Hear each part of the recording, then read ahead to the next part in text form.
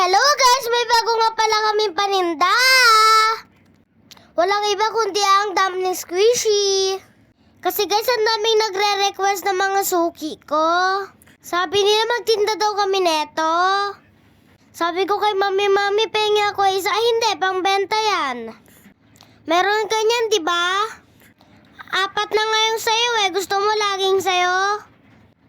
Joke lang, malay mo makalusot. At yan guys, nilagay ko nga pala sa plastic para hindi madumihan. Syempre para malinis pag binigay sa mga suki. At dinisplay ko nga na nga pala guys. 4 muna i-display ko kasi para hindi mahulog yung iba. Tsak, pag nakita ng mga kaibigan ko to, bibili agad to. Kasi matagal na nilang nire-request to eh. Trending na trending pa naman ngayon to. Oh, pasok mga suki. Presyong Divisoria. Ano pang hinihintay niyo mga suki? Iyakan niyo ni mga mama niyo. Huy, ikaw palibasa kasi iniiyakan mo yung mama mo. Kapag may gusto ka.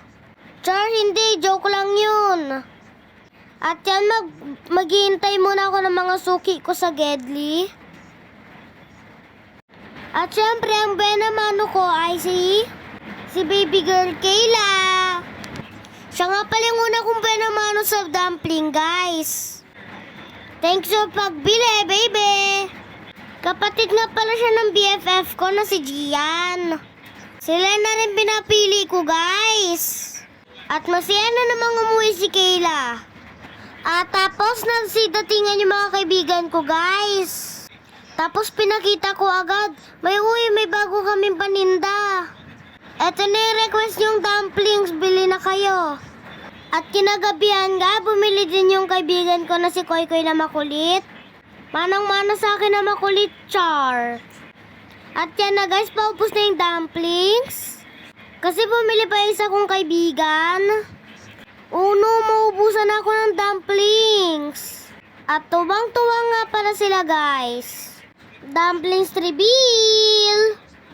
Paras nga pala yung kulay na nakuha nila guys, purple.